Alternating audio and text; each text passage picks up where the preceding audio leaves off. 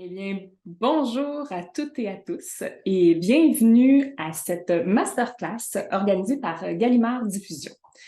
Mon nom est Marlène Landry et il me fera plaisir d'animer en fait cette rencontre du jour. Donc aujourd'hui, je vous propose de célébrer avec Nadine Robert les 10 ans de sa maison d'édition Comme des géants et de découvrir entre autres les dessous du métier d'éditrice d'albums jeunesse. Nadine, bonjour. Bonjour Marlène, merci pour l'invitation. Ça me fait plaisir. Écoute, Nadine, tu as un parcours professionnel qui est vraiment, quand même, somme toute, très impressionnant. Tu as d'abord travaillé dans le monde du jeu vidéo, à l'écriture de dialogues et de scénarios de jeux éducatifs pour enfants. Par la suite, tu as fait un premier saut dans le milieu du livre aux éditions La Courte Échelle, où tu as autant travaillé là, le contenu que par la suite la production, ou l'inverse, je suis plus certaine. La production, La production d'abord, et l'édition hein, ensuite. et l'édition ensuite, ce qui t'a vraiment en fait donné la piqûre de l'album jeunesse. En 2013, tu as quitté La Courte Échelle pour fonder Comme des géants, donc ta propre maison d'édition. Ton objectif de départ, en fait, était de faire des albums pour les 0-8 ans qui étaient très, très nichés, qui se démarquaient vraiment du lot là, par la qualité graphique, le texte et l'histoire. C'est avec ton catalogue qui a maintenant plus d'une centaine d'albums là, avec les rééditions, réimpressions et compagnie. On peut dire que tu as relevé le défi que tu t'étais fixé. Hein? Donc, Comme des géants, c'est une maison d'édition qui occupe aujourd'hui une place vraiment importante dans le milieu du livre au Québec. D'ailleurs, c'est une place qui a été confirmée à la foire du livre jeunesse de Bologne en 2019, où tu as reçu le prix BOP du meilleur éditeur jeunesse en Amérique du Nord. Sur leur site, je suis allée faire mes petites recherches, on peut d'ailleurs lire ceci. Pour l'Amérique du Nord, la plus haute place du podium va à Comme des géants du Canada, un jeune éditeur indépendant spécialisé dans les livres pour jeunes enfants qui se distingue par la qualité de ses récits, de sa littérature et de son graphisme. Avant d'aller plus loin dans mes questions avec Nadine, je tiens à vous dire qu'on va garder une petite période de questions à la toute fin de la présentation. Donc, s'il y a des choses que vous aimeriez, des questions que vous aimeriez poser à Nadine Robert ou un peu plus tard à Marie Fradette, prenez-les en note, on va y revenir à la fin. C'est la partie préférée, c'est ma partie préférée d'ailleurs. Alors, tout le long de la présentation, là, pensez à vos questions. J'adore répondre aux questions spontanément sur la maison et le reste. Parfait. On va commencer par la partie peut-être un petit peu plus structurée. Puis, on va y aller avec une première question. Nadine, qu'est-ce que c'est pour toi être éditrice d'albums pour la jeunesse dans le Québec d'aujourd'hui? Oui, c'est une question à plusieurs volets. À plusieurs volets. D'entrée de jeu, j'aimerais dire, je remercie Gallimard pour l'idée de la masterclass, mais bon, une masterclass, habituellement, là, c'est en 5 chapitres ou 6 chapitres, c'est un peu plus long. Ouais. Là, on va être au chapitre introductif, si on veut. Puis, en fait, l'idée, vous allez voir, là, j'ai gardé mes petits papiers parce que j'ai un certain nombre en fait, de choses que je veux transmettre quand même. Je vais essayer d'être pertinente puis parler de choses dont je parle peut-être un peu moins souvent dans le cadre de présentation des titres du catalogue.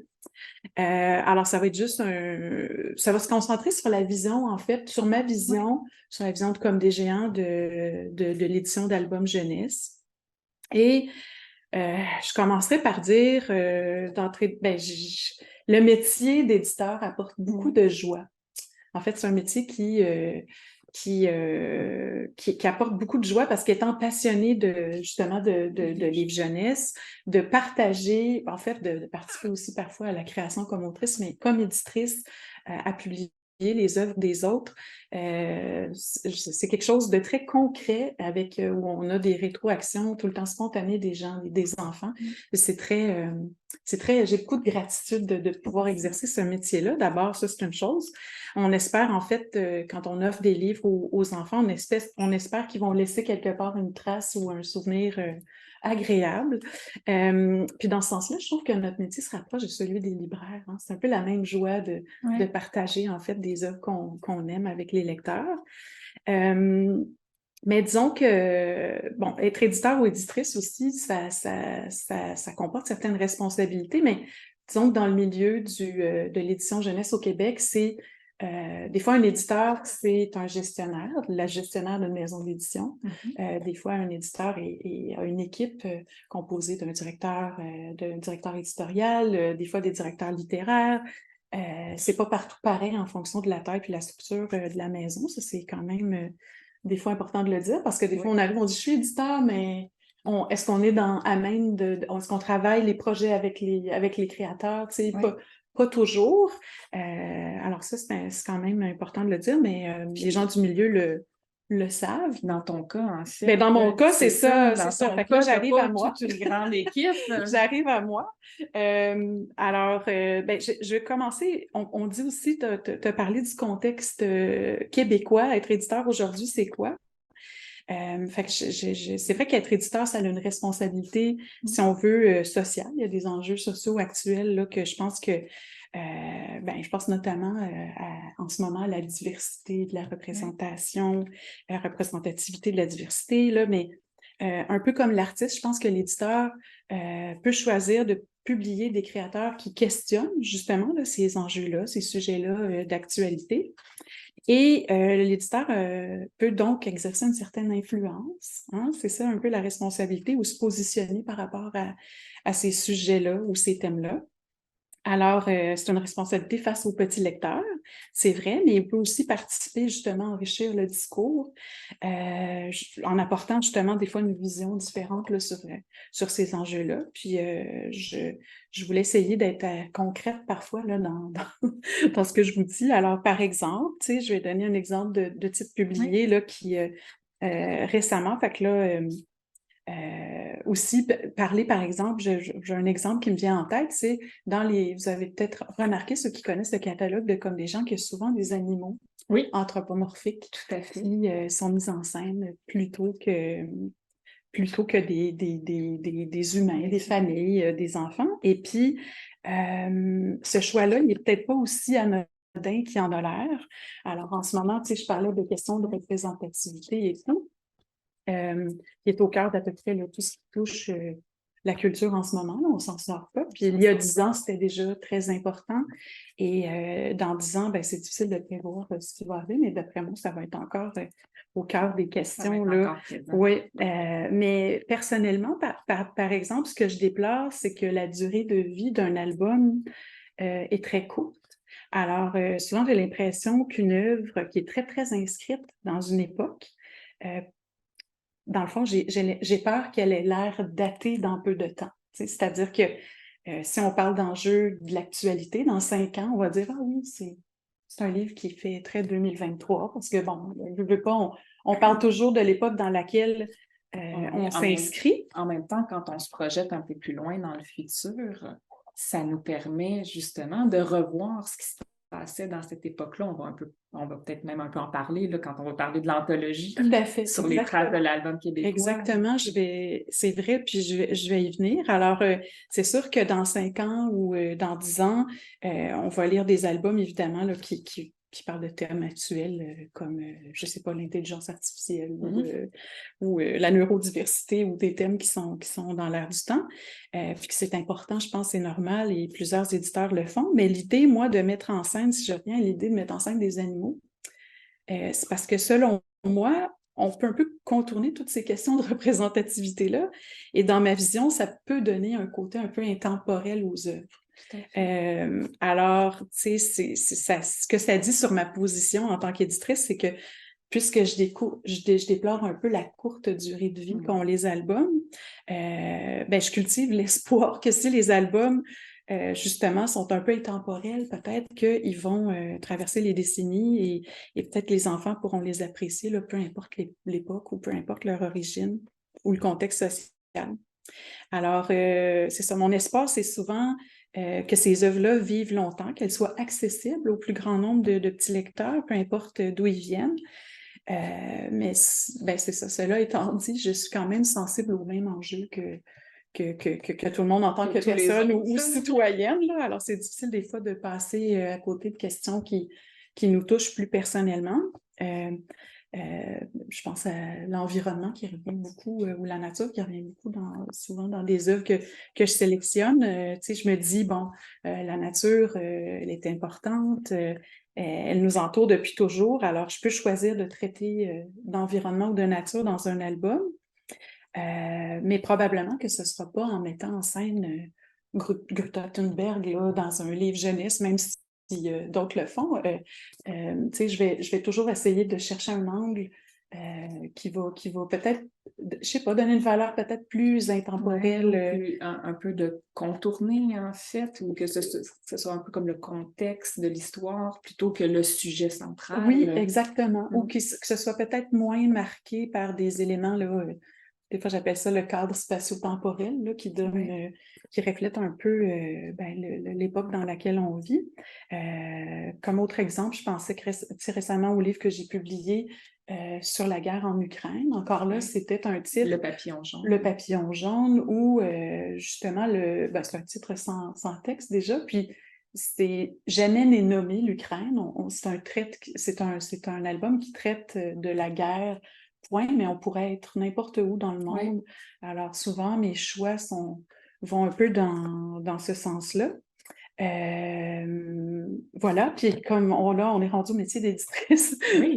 puis parler peut-être plus de ce que je fais personnellement. Alors, je suis une éditrice touche à tout, comme l'a dit Marlène, là, où la majorité du temps, je suis gestionnaire d'entreprise, mais il y a beaucoup de tâches administratives qui sont peut-être pas les choses les plus...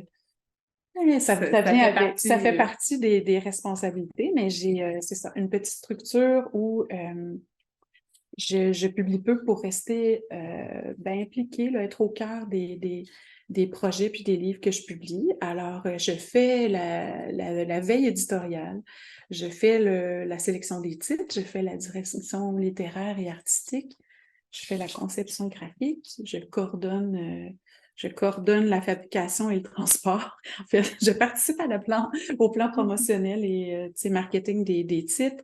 Des fois, je fais la traduction de livres vers le français quand la langue originale est l'anglais. Comme je disais, toutes les tâches administratives connexes, sauf la comptabilité, la tenue de livre, ça, je ne le fais pas. Alors, je disais petite structure, mais je coordonne quand même une équipe qui est là depuis les débuts. Alors là, j'ai une assistante éditoriale qui m'accompagne avec la liste de Comme des géants. J'ai aussi une personne qui m'assiste pour la liste de Milky Way Picture Books. Et à l'API, j'ai des réviseurs, correcteurs d'épreuves, traducteurs, rédacteurs, comptables, équipe commerciale. C'est finalement une assez grosse machine. Oui, ben c'est ça. Puis ce sont des gens, des fois, tous ces gens-là que j'aime qui ne sont pas visibles, mais je les ai quand même choisis pour leurs compétences, leurs talents, puis ils participent à la construction du catalogue, puis ils sont importants. Alors, des fois, on voit moi, puis les gens disent « Ah, c'est tout petit. » Oui, mais un jour, j'aimerais quand même les présenter. Oui, il y a des gens qui sont là depuis toujours. Bon. Je peux enchaîner avec un autre petit bout. Ben écoute, je te laisse aller. Juste un petit bout parce que je suis encore dans la même question ou presque. Ben vas-y. Dans la même question ou presque. On t'écoute. Parce que là, c'est la partie là, inédite là, où là, j'entre dans les choses où là, il faut prendre des notes là, par rapport aux secrets. Là. Les secrets s'en viennent. Écoutez bien.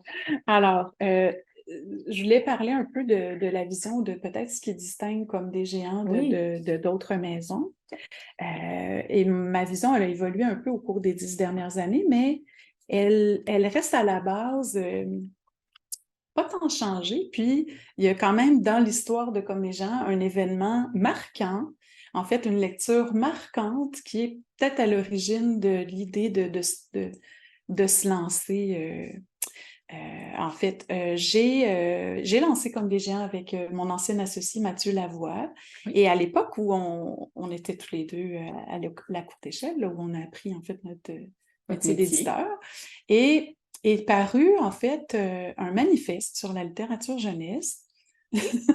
Un manifeste qui résumait en fait à la lecture de ce texte, j'ai fait ah voilà, une vision très semblable de ce que je conçois comme être en fait une bonne façon de voir les albums. Et là, on parle vraiment de livres illustrés, là, d'albums, parce que c'est ce dans quoi on a décidé de se lancer, là, exclusivement l'album. Et puis souvent, les gens me demandent quelle est la ligne éditoriale de Comme des géants, puis j'ai toujours du mal à répondre à ça parce qu'il n'y a pas de ligne précise, mais il y a un certain nombre, je dirais, d'exigences que je me suis donné ou que je me donne qui guident un peu mes choix. Et là, je voulais partager ça avec vous. Ben, les exigences de Comme des géants. Les exigences de Comme des géants, ou c'est un peu aussi la vision ou ce que je pense que devrait être un livre jeunesse souvent. Et j'y reviens souvent quand je fais la sélection des titres ou quand je me dis pourquoi je fais ça et pourquoi, tu sais, quelle est l'intention derrière un projet de publication. Alors, j'ai adapté librement là, parce que c'est un texte qui est en anglais, mais comme tout manifeste, ça commence par « je déclare », je déclare, ou « je crois que », en fait, l'imitation, la paresse et les inhibitions empoisonnent un grand art. Et par grand art, je parle de l'album. Hein. Je vois ça comme une forme d'art, si on veut. Je pense qu'un album doit toujours être frais, honnête, piquant et beau. Je pense aussi que les albums pour enfants méritent tous une conversation d'adulte. Et là, je reviens un peu à une forme d'exigence, c'est qu'un album devrait aussi susciter des réflexions chez les adultes, même si on s'adresse aux jeunes lecteurs. Un peu plus à titre comme d'auteur, quand je me mets dans la peau d'un auteur, je pense qu'on doit écrire pour les enfants. C'est pas si simple. Écrire pour les enfants, les adultes qui lisent avec les enfants, les adultes qui aiment simplement les livres pour enfants, et dans cet ordre-là. Alors, pour les enfants. Alors, on doit connaître aussi notre histoire. Puis là, ben, en fait, ça confirme le beau projet de Marie Fradette, là, qui est un peu aussi sur l'histoire de l'album. On doit cesser d'écrire les mêmes livres encore et encore.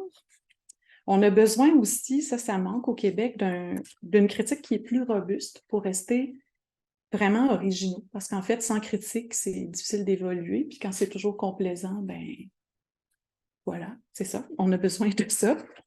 Je crois aussi qu'il n'y a pas de distinction entre l'auteur et l'illustrateur. Pour moi, c'est sans importance. Je crois que le lien entre la morale et le sens, c'est primordial. Je crois qu'il est important qu'un enfant voit, ressente et en fait, non, comment je dirais ça, que ce qui est au cœur de ce que voit un enfant ou ce que ressent un enfant, ça reste la matière première pour un auteur. Ouais, et que les livres illustrés ou l'album, ben ça, on en parle aussi dans l'anthologie, pour moi, c'est un support et non un genre littéraire. Qu'un bon design et un bel objet favorisent la bonne lecture. Je crois que les livres qui finissent bien sont souvent malhonnêtes. Et même si les livres destinés à endormir les enfants, certains sont faits pour ça, là, ça devrait quand même leur donner des rêves étranges de temps en temps. Et si j'ai des réserves, je dirais aussi que, dans le fond, dans la sélection des titres, j'aime pas trop l'expression kid-friendly là, ou approprié pour les enfants. Puis j'aime pas quand les conventions dans les livres pour enfants servent un peu de béquille. Et j'aime pas non plus les amnésiques, les gens qui chérissent les classiques. Là. Oh, c'était tellement merveilleux tel livre, là, petit bleu, petit jaune, mais qui, en fait, encensent des œuvres très, très fades aujourd'hui, là, puis qui sont comme... Ça, c'est des choses que j'aime moins. Alors, toutes ces affirmations-là ou cette exigence-là, dans le fond, ça va guider mes choix littéraires, puis c'est ça devient une forme d'exigence, puis de critères. Justement, à partir de cette liste-là, en fait, c'était D'ailleurs, ma prochaine question, en fait, Oui, qu'est-ce qui guide tes choix? Donc, évidemment, oui. on a cette liste-là. Puis peut-être à plus haut niveau, on aimerait savoir qu'est-ce que Nadine Robert considère comme un bon album pour la jeunesse. Ben, c'est beaucoup ce que je viens d'écrire, en fait, qui influence un peu ma vision ou ma lecture. Mais j'ai pensé peut-être aussi, Marlène, tu sais, j'ai énuméré là, un certain nombre de choses, mais je me suis dit, à proprement parler, quand je lis un manuscrit, je me pose souvent 3 questions Oui, importantes. OK? La première, c'est pourquoi ce livre? Alors, pourquoi ce livre? C'est qu'est-ce qu'il apporte de nouveau? Tu sais, en quoi il est original ou comment en fait, comment on traite d'un sujet? Est-ce que c'est le énième livre sur le TDAH? Et si oui, c'est correct, mais comment est-ce que je souhaite toujours qu'on présente un angle nouveau par oui. rapport Qu'est-ce que ça apporte de nouveau? exactement. Est-ce que c'est essentiel? Quel éclairage nouveau ça apporte? Je dirais l'autre question qui est importante quand je sélectionne des œuvres, c'est la légitimité artistique. Alors ça, la légitimité artistique, pour moi, c'est la valeur ou la qualité graphique et littéraire d'une œuvre. Et c'est ça. Est-ce qu'un auteur parle d'un sujet parce que c'est dans l'air du temps ou est-ce que c'est l'expression sincère de pensée plus personnelle qu'il a ou qu'il veut partager, là? Fait que ça, c'est pas si simple à déceler, là. Puis c'est une façon de m'éloigner des considérations plus commerciales parfois, Oui. tu sais, puis de dire oui, la littérature est le reflet du monde dans lequel on vit, mais quand ça fait 8 livres qui paraissent sur la cueillette de champignons, parce que la cueillette de champignons, c'est dans l'air du temps, c'est correct, c'est normal surtout à l'ère des réseaux sociaux, là, les modes voyagent très rapidement, mais je me dis toujours, est-ce que le créateur a une véritable passion pour son sujet? Puis j'ai l'impression que quand la réponse est oui, ben, il va être en mesure de bien communiquer aussi son enthousiasme dans son œuvre aux enfants. Puis ça va être d'autant plus pertinent, là, au lieu de répondre à une demande du marché, il faut que ça soit comme sincère. Mais ça, c'est pas si simple que ça de déceler ça, mais quand même. Et puis la dernière question, puis là, je sais pas où on en est dans le temps, mais parce que ça ferait l'objet d'une masterclass au complet. C'est est-ce une histoire pour les enfants? Alors là aussi, cette question, elle peut paraître simple, mais elle ne l'est pas. Et c'est ça, quand on cherche à partager une histoire, je pense, est-ce qu'on est à hauteur d'enfant? Est-ce qu'on s'adresse aux enfants ou est-ce qu'on présente une vision d'adulte qui sert un peu de raccourci pédagogique ou parfois de livre-outils, là, où dans le fond, les adultes veulent un peu imposer une certaine vision du monde aux enfants pour en faire. Et c'est justement pas ça que tu cherches. Ben, des fois, ça se fait, ça devrait se faire, si on veut, c'est le ton et le traitement, c'est-à-dire que je trouve que ça peut être important. Je ne dis pas qu'il ne faut pas avoir d'intention ou qu'un livre ne peut pas avoir de morale, mais parfois, de la façon qu'un sujet est amené, on le sent qu'un adulte est derrière. Est derrière et essaie un peu de se dire on va protéger nos enfants de telle ou telle chose, on va leur expliquer. Je pense que souvent, ça, les livres documentaires peuvent le faire très bien. Là, je parle vraiment du livre de fiction. Mais en général, je crois que cette approche-là, des fois, attire plus les parents et les enseignants que les enfants eux-mêmes. Et je pense que ça conforte les parents, tandis que les enfants vont aimer un livre qui est drôle, un livre qui fait peur, un livre qui suscite des émotions fortes, un livre triste à la limite, tu sais, qui laisse pas indifférent. Fait que c'est toujours un peu... je tiens toujours un peu compte de ça à la lecture de manuscrits. Puis même si on pense parfois que les enfants... je pense que les enfants très jeunes font la distinction entre la fiction et la réalité.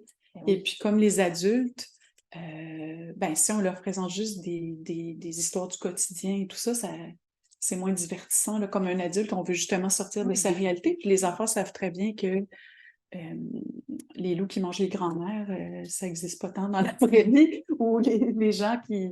C'est ça, la soupe aux cailloux, là, on la mange peut-être pas vraiment, mais c'est cette fantaisie-là, cette drôlerie-là, ils savent très bien que c'est la fiction et ils apprécient ça beaucoup. Alors, comme je le disais tout à l'heure, puis en même temps, les contes traditionnels sont un bon exemple de ça, que les enfants. Alors ça passe le temps, justement, ici.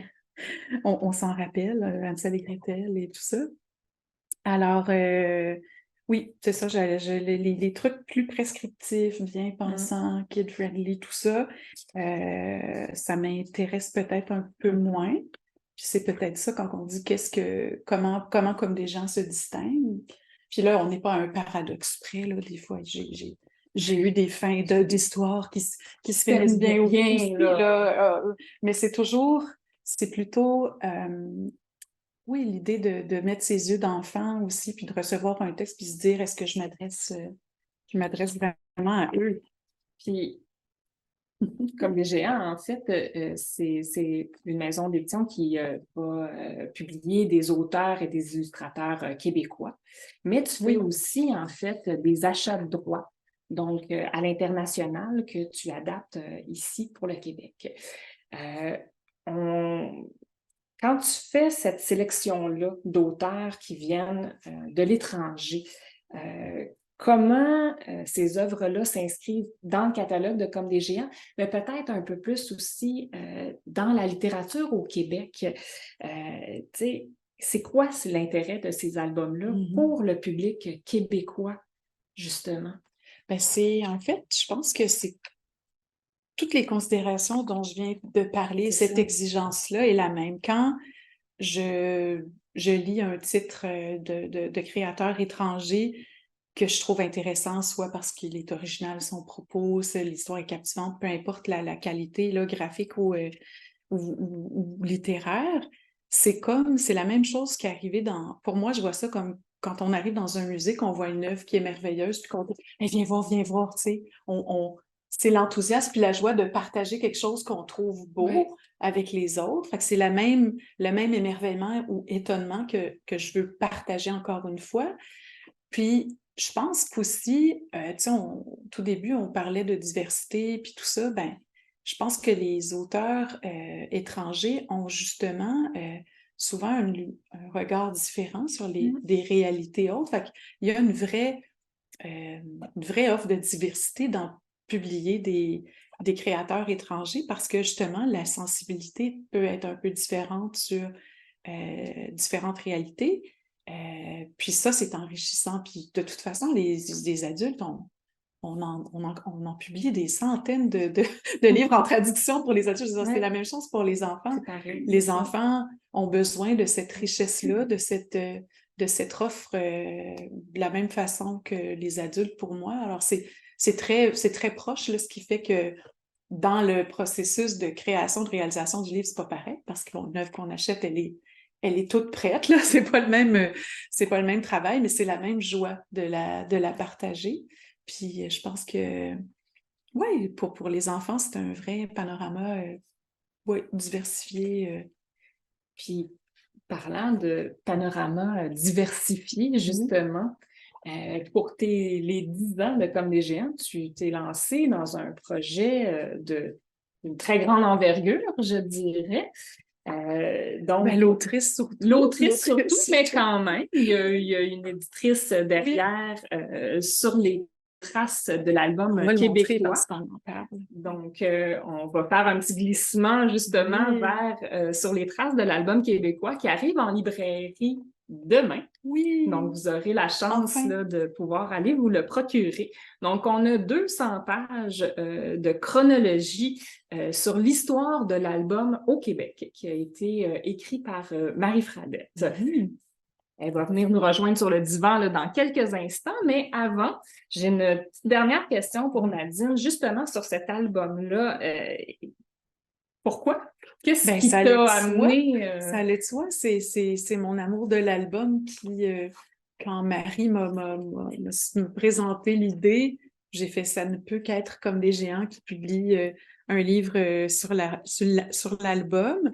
Et je veux laisser Marie en parler, là. Alors, je ne vais pas rentrer trop, mais peut-être plus d'un point de vue éditorial, parler de la réalisation, tu sais, de cet ouvrage-là, puis certaines contraintes, mais je suis certaine elle va en parler tout à l'heure. Quand même, il y avait l'idée, d'un point de vue éditorial, bien sûr, comme dans tout, il y a une exigence et une rigueur où il y a eu des lectures d'experts, des gens qui sont là dans le milieu depuis longtemps, qui ont fait des relectures, qui nous ont aidés à bonifier les textes de Marie. Ensuite, il y avait une volonté à l'image de l'objet album, de faire un objet aussi qui reflétait la beauté des albums, qui n'est pas tout à fait dans les codes de ce qu'on voit dans les ouvrages plus... une anthologie, je pense qu'on peut mettre ça dans les documentaires, là, si on veut, mais on est sorti un peu de ça, puis on voulait qu'il fasse rêver comme un album.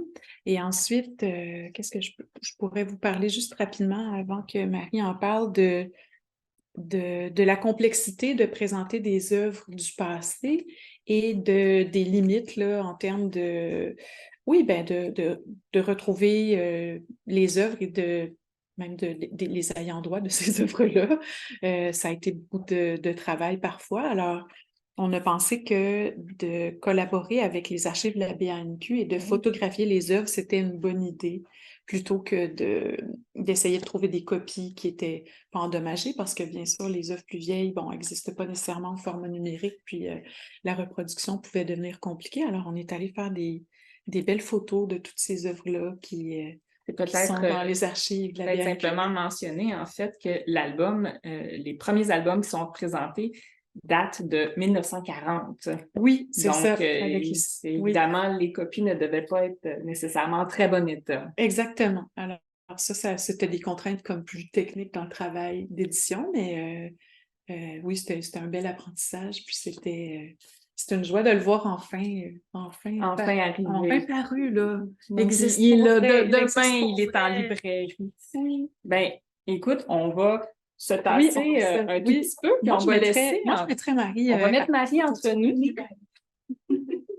Donc, en fait, on va inviter Marie Fradette, qui est l'autrice de Sur les traces de l'album québécois.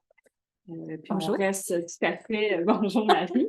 Donc, on va rester tout à fait dans le même esprit.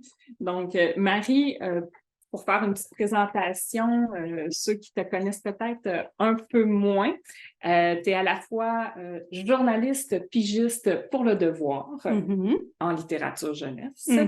Tu es chargée de cours en littérature jeunesse à l'Université Laval. Et à l'UQTR. De temps en temps. Et tu es directrice littéraire aux éditions 2 en littérature jeunesse.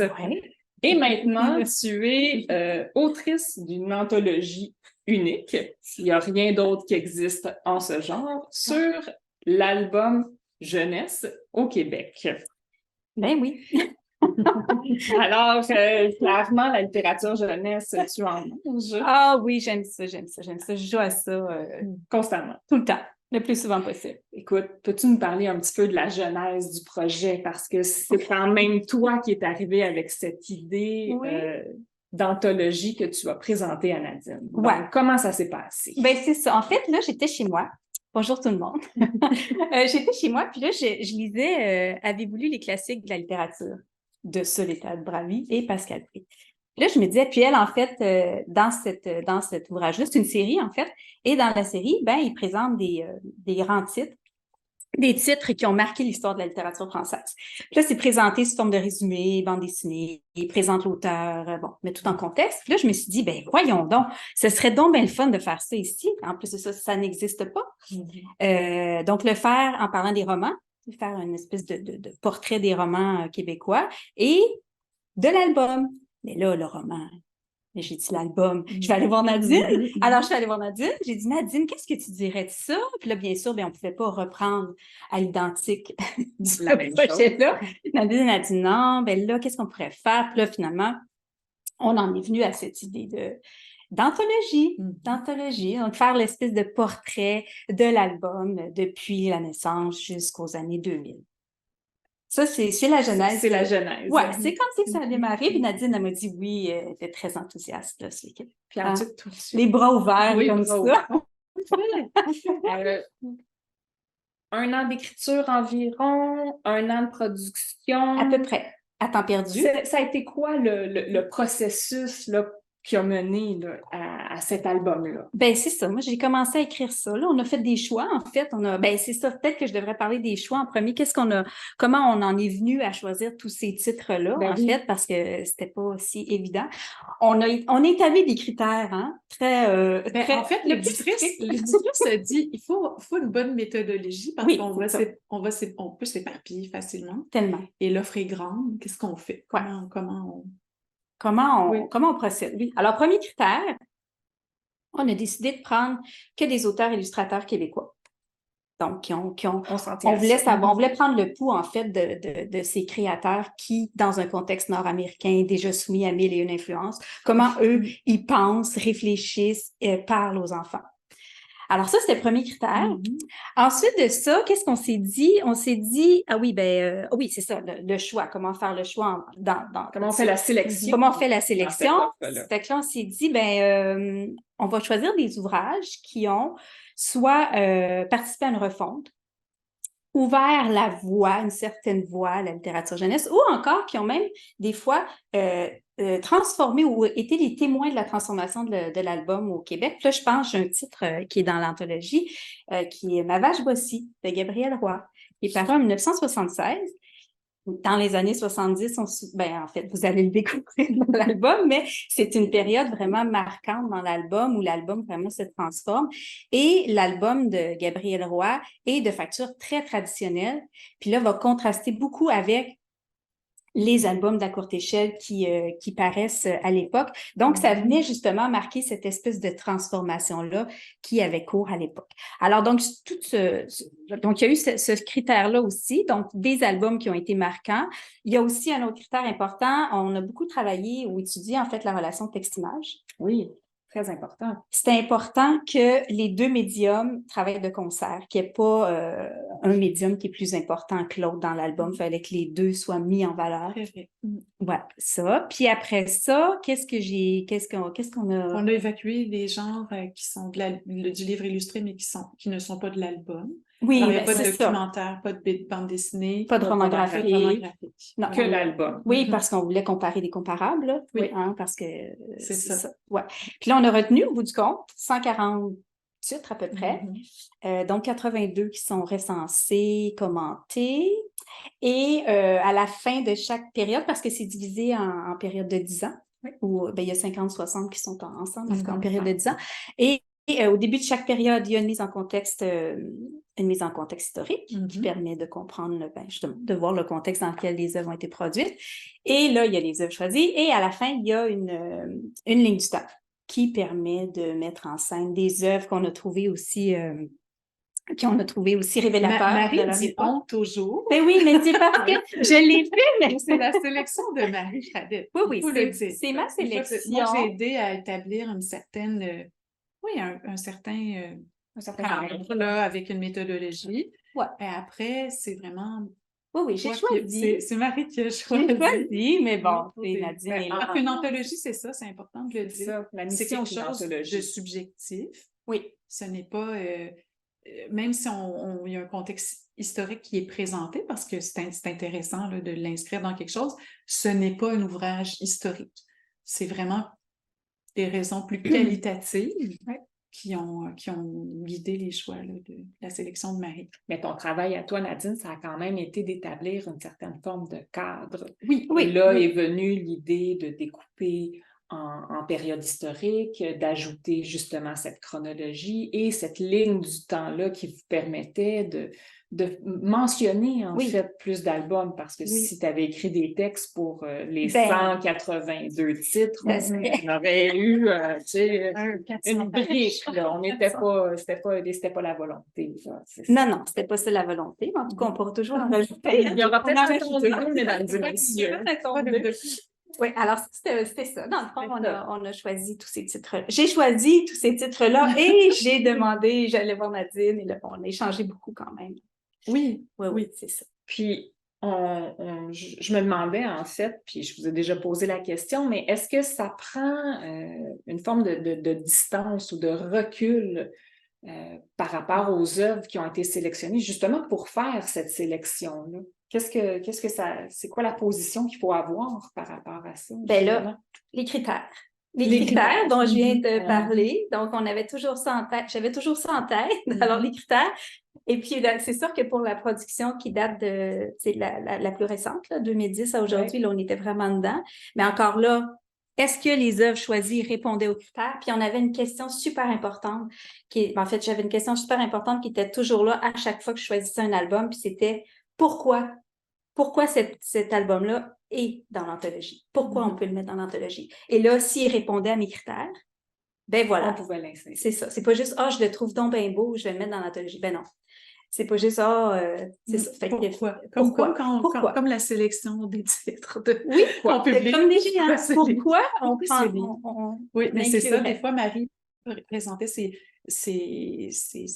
textes. Puis des fois, quand la présentation, moi, c'est arrivé que j'ai dit « Attends, tu réponds pas à ta question, pourquoi? » Puis là, on y répondait ou peut-être qu'on n'allait pas assez loin. Fait que moi, c'était ça mon rôle toujours. C'est ça. Exact. Est-ce que, Marie, tu réponds à la question? Oui, je réponds. Ça, c'était juste au début. Après ça, c'était correct. Mais oui, naturellement. Oui, mais c'est ça. C'est que oui, ça prend un recul, mais pour les œuvres récentes, c'est impossible. C'est impossible, en fait. Ça fait que, on avait nos dans ce type de travail-là, qui est quand même similaire, mais en même temps très différent de ce que tu fais habituellement, ça a été quoi tes principaux défis comme autrice, auteur?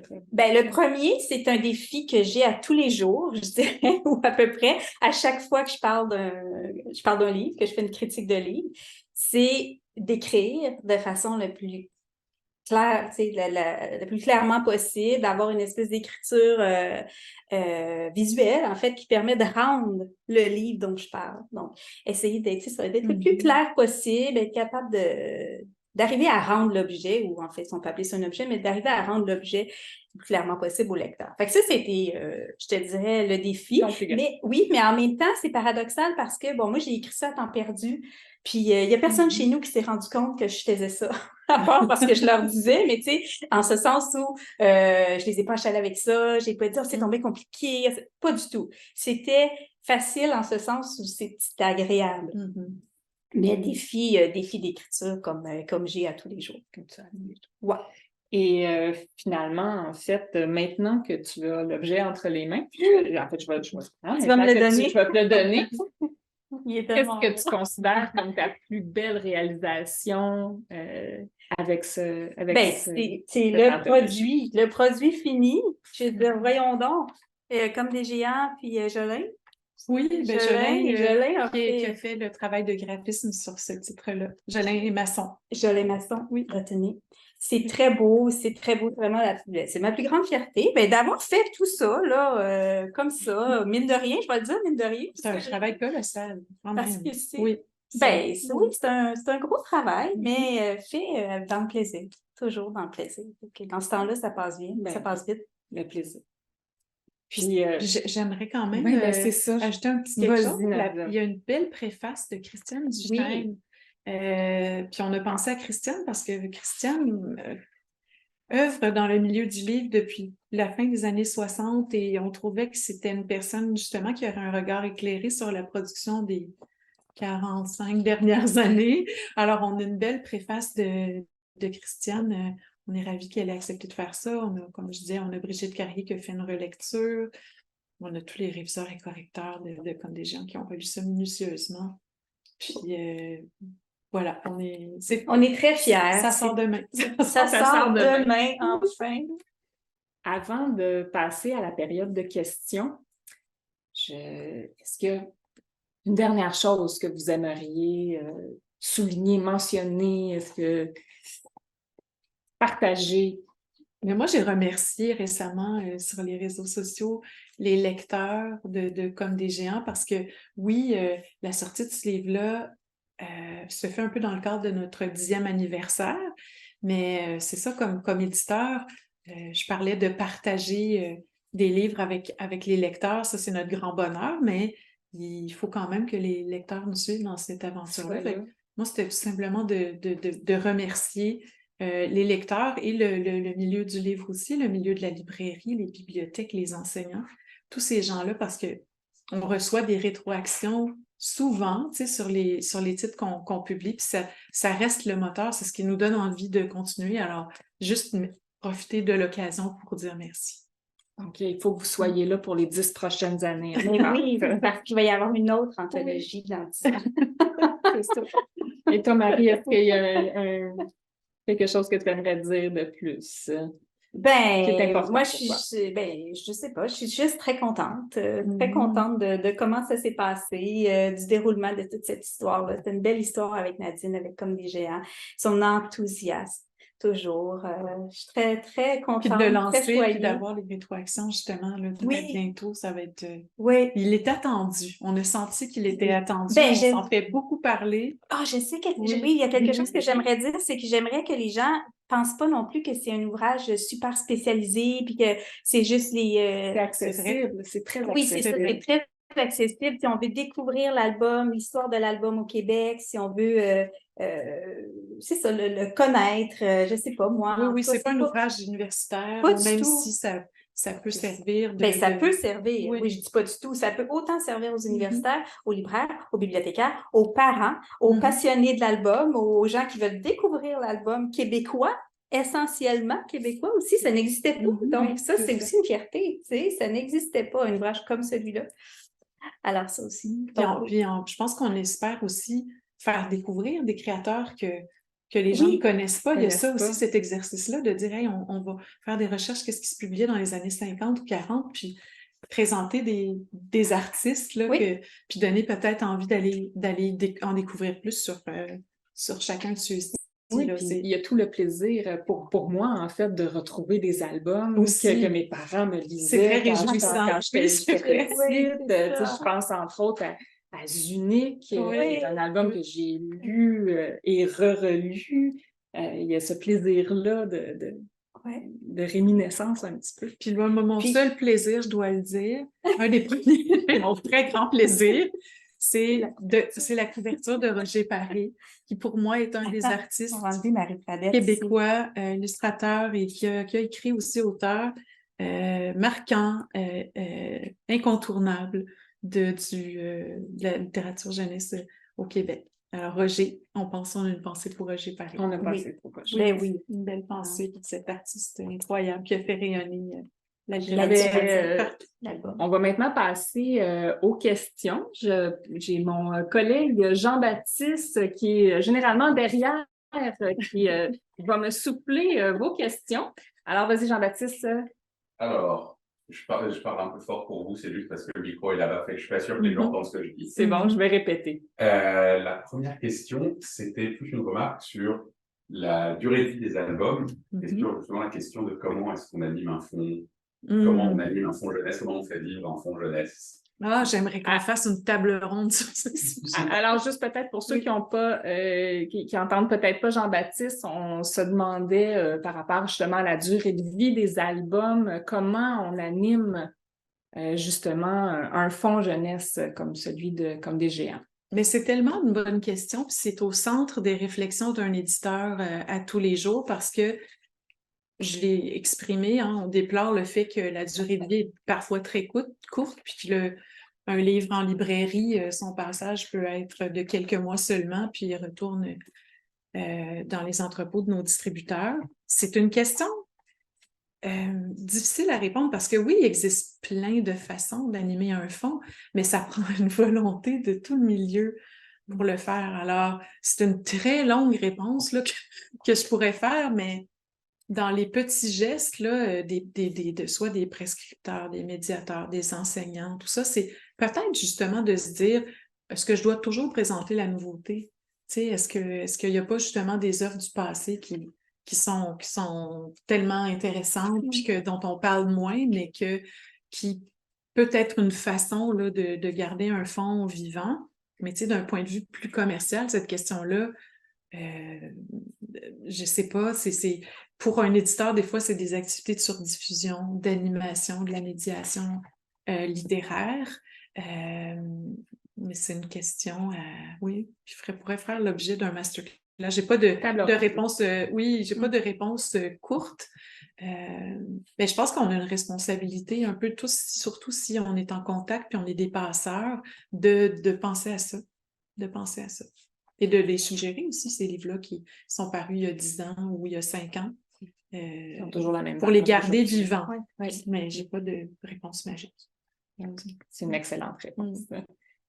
Prochaine question. Alors, tu n'as pas besoin de répéter, parce qu'apparemment, on m'entend suffisamment. OK, parfait. Il y a quelqu'un qui t'a intéressé à avoir la référence du manifeste que tu as cité. Ah, bien sûr. Ben, je le donnerai à Marlène. Oui, en fait, ce qu'on pourrait peut-être même faire, Nadine, si tu me permets, je pense que tes points issus de ce manifeste-là... je pourrais te donner un genre de verbatim, là, parce que je les ai adaptés un peu à ma sauce, mais ça s'appelle A Proclamation, si on veut rapidement. C'est écrit par un groupe de créateurs, surtout américains et anglais. Ça avait été écrit en anglais autour des années 2010-2011. Puis c'était juste comme une révélation dans le sens où il y avait un vrai questionnement, une vraie critique de ce qui, je pense, se publiait, puis ça allait dans le même sens de tout ce que je pensais. Fait que c'était très enthousiasmant, puis c'était comme de se dire « Ah, je suis pas seule à voir les choses comme ça. » Mais oui, bien sûr, on va vous donner ça. On va vous donner ça. Il y a plusieurs auteurs, c'est un collectif, le manifeste. Il y a une question pour savoir, est-ce qu'il y a des albums de Comme des géants dans le livre? Si oui, lesquels? Oui, pourquoi? Pourquoi? C'est toujours la même... c'est toujours la même question. Pourquoi ce livre-là se retrouve là? Parce qu'il répond à tous nos critères. Oui, il y en a quelques-uns. Bon, est-ce que je dois en nommer? Ben, il y a, entre autres, Au-delà de la forêt, de Gérard Dubois. Et mon travail. Et Nadine. Oui, on va en parler de ça parce que, bon, moi, il y a beaucoup de beaux albums chez Comme des géants, mais comme j'ai dit tantôt, c'est pas parce que c'est beau que ça se retrouve là-dedans. Parce que moi, je trouve ça beau que ça se retrouve là-dedans. Mais Nadine a mis quand même un petit. Je pense qu'à un moment donné, sur oui. Hein? Oui, genre, parce que on n'en mettra pas trop, oui, parce qu'il y a il y avait une volonté d'être représentatif de la production aussi. Oui. Puis du travail des autres éditeurs et des artistes chez ces éditeurs-là. Mais oui, il y en a. Oui, il y en a. Puis pourquoi ils sont là? Ben justement parce qu'ils répondaient à nos critères de sélection. Pour continuer avec une question un peu similaire, ce serait quels sont vos coups de cœur ou les pépites que vous avez redécouvertes ou que vous appréciez particulièrement au sein de l'anthologie? Est-ce qu'il y en a qui ressortent ou des choses que tu as redécouvertes éventuellement? Ben moi, oui, la réponse est oui, il y en a plusieurs en fait, mais il y a notamment Monsieur Jean-Jules, qui est un album bizarre, mais que j'ai redécouvert avec plaisir. C'est écrit par voyons, c'est bien parce que... C'est pas Pierre Foglia? Merci beaucoup. Oui. Ah, merci, je parle. Oui. Pierre Foglia, voilà, illustré par Richard Parent, un album vraiment étrange qui est paru en 1982, qui pourrait pas être publié aujourd'hui, je pense, en tout cas pour toutes sortes de raisons. J'ai adoré redécouvrir ça. Ristontac. Ristontac, 1945. 1945. Il faut le dire qu'il a été prêt de faire la couverture. Oui. Parce que unique, mais regardez ce qu'il représente et vous comprendrez pourquoi il l'a fait. Mais quand même, artistiquement et très beau. Je ne comprends pas comment ce livre n'est pas un classique là, dont tout le monde parle ou connaît encore, mais... on est là pour en parler. Ben oui, c'est ça. C'est ce qu'on a fait. Mm-hmm. Après ça, mon préf. Ça, c'est le préféré à Nadine. Nuit d'orage. Nuit d'orage. Oui, marquant, unique. Donc, aux éditions 400 coups par Michel Lemieux. Si je me trompe pas. Oui, originalement au Seuil, mais c'est Michel Lemieux québécoise. Alors, après ça, là, je feuillette comme ça, là, il y en a peut-être d'autres. Il y en a, d'où il vient. Marie-Louise Gay, ça, c'est notre enfance. Je vais y aller avec le mien. Si oui, moi, c'était La Cachette. Ginette en Fousse. J'ai été élevée avec Ginette en Fousse. C'est si réjouissant de les retrouver. Donc, oui, il y en a quelques-uns comme ça. Aux toilettes, d'André Marois et Pierre Frappe. Bon, alors, je pourrais continuer comme ça. Oui, ils sont tous un peu coup de cœur, s'ils sont là, ils ont quelque chose. Oui, mais en même temps, il y a des fois, c'est... Oui, des fois, ce sont des raisons, comment les titres ont marqué. Oui, comme Ma vache c'est- voici, par exemple, Oui. de Gabriel Roy. Mhm. Une dernière question, non, une avant-dernière question. Les gens demandent est-ce qu'il y a une différence marquée entre les albums jeunesse québécois et ceux les plus européens? Qu'est-ce qui ferait la spécificité du Québec? Est-ce qu'il y a des sujets qui sont abordés, qui ne sont pas abordés ailleurs, des tabous qui sont abordés ou qui ne sont pas abordés C'est la ailleurs? question que nous aborderons lors de la table ronde qui aura lieu au Salon du Livre de Montréal avec des panélistes bientôt, le 25 novembre. Qu'est-ce qui marque la spécificité? Et qu'est-ce qui marque la spécificité? Mon Dieu! Ben, une ouverture. Très... Je pense que oui. Ouverture, diversité, quand même. C'est très, très, très diversifié comme production. Je trouve qu'on va dans toutes les directions. Autant littéraire qu'artistique. Oui, artistique. Ben, artistiquement, je veux dire, les artistes visuels sont incroyables. Rien à envier aux artistes visuels étrangers, selon moi. Je pense que c'est peut-être les étrangers qui pourraient nous dire, en fait, Ouais. probablement plus facilement que nous. Oui, parce qu'on est dedans. Oui, c'est On peut-être est plus difficile dedans. parce qu'on est dedans, puis dans un travail de recherche comme ça, historique, probablement pour Marie et moi aussi, d'avoir vu comme l'évolution, ça devient difficile de dire ce qui ressort de ça, puis un regard externe le ferait probablement mieux. Ouais. Mais quand même beaucoup d'ouverture, on doit le dire. On n'est pas aussi conservateur que certains autres pays. Mélange des genres, hybridité, affranchissement, affirmation de l'identité. Affirmation, on le voit dans l'anthologie, l'affirmation de l'album. C'est ça que je veux dire, affirmation, pas affranchissement. C'est pas grave. Le décalage horaire. C'est pas grave. Mais oui, mais c'est ça. Donc, puis on le voit justement à travers l'anthologie, comment il y a eu cette affirmation. Puis ce qu'on entend, c'est... Oui, pardon, Marie. Puis ce qu'on entend aussi des lecteurs étrangers, c'est que on n'a plus justement rien à envier là, à la production qui se fait ailleurs dans le monde, aux États-Unis, en Europe, en France, ou peu importe. C'est-à-dire qu'il y a je pense qu'il y a une vraie couleur, une vraie qualité, une vraie... je reviens à légitimité artistique. Là, ce sont des œuvres de qualité là, qui sont créées ici. Et une dernière question. Il y en a une qui va être une transition parfaite pour la fin. Vas-y. Mais avant ça, c'était, donc Marie, tu as dit que tu écrivais, entre guillemets, à temps perdu. Oui. Que vas-tu faire de tout temps perdu maintenant? Je pense que les gens exprimaient un désir d'une anthologie du documentaire québécois. Oh! Ben, j'aime ça rien faire. Je suis presque partante. Anthologie du documentaire. Ah oui, mais j'ai pensé au roman. Il y en a moins, on peut dire ça. C'est vrai, on ça peut va être dire ça, qu'il y a une spécificité, c'est assez nouveau, la création de documentaire. Le roman, Marie, tu peux le dire que ça t'intéresse de faire. Ben oui, ça m'intéresse certain de faire mais sur là, le ce serait roman. pas moi, l'éditrice. Non. Documentaire, ça pourrait être toi. Mais roman, non. Mais en tout cas, déjà, qu'est-ce que je vais faire de mon temps perdu? J'aime ça rien faire. Ça, c'est déjà. Des fois, j'aime ça comme rien faire, regarder ce qui se passe dehors. Mais sinon, pourquoi pas? J'aime ça rien faire, mais j'aime ça aussi m'activer le cerveau. Et la fiction, Marie? Ah non! La fiction, moi, à ma chère, c'est le mot. Mais non, je pense que quand on lit comme ça beaucoup, on a sûrement sa propre vision du monde qu'on a peut-être partagé bientôt. Mais non, pour répondre à la question, probablement une anthologie sur le roman ou une suite à ça, ou suite, roman ou anthologie sur le documentaire. C'est vrai que ça pourrait être très pertinent. Bref, les projets ne s'arrêtent pas là, ni pour Marie, ni pour Nadine. On aura peut-être l'occasion. Avant que je termine, est-ce qu'il y avait une autre question? Oui, une question qui m'arrange. Est-ce qu'on serez-vous au Salon du Livre? Oui, justement, je mentionnais la table ronde on est en train de travailler sur le contenu, sur les invités. Ça sera un formule panel avec des panélistes. Mais C'est Marie qui animera. Ah oui, tu vas m'en parler tantôt.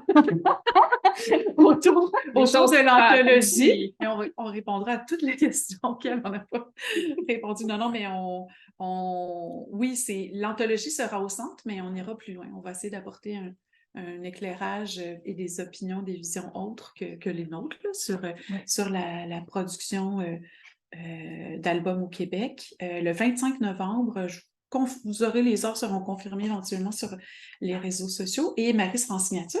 Ben oui, Le 26. Je le sais plus C'est par cœur, le mais... samedi. Oui, Deux vous direz. séances de signature. Vous viendrez, on va pouvoir... sur quel stand aussi? Oui, Ah le oui, stand de Gallimard. Oui, c'est en de Gallimard. Oui, Alors, vous viendrez venez jouer avec voir. nous. Ben, écoutez, donc si cette masterclass vous a mis en appétit, on sait qu'on peut se rejoindre tout le monde ensemble au Salon du Livre de Montréal. On va se revoir aussi le 8 novembre. On parlait de documentaire, donc en fait, on va recevoir Thomas Dartige de chez Gallimard Jeunesse qui va justement venir nous présenter son catalogue de documentaires, donc pour une deuxième masterclass. C'était tout pour nous. Merci beaucoup d'avoir été présents. Merci beaucoup. On a passé un moment fort agréable. On espère que vous aussi. Puis, ce n'est qu'un au revoir pour une prochaine fois. Merci. Merci.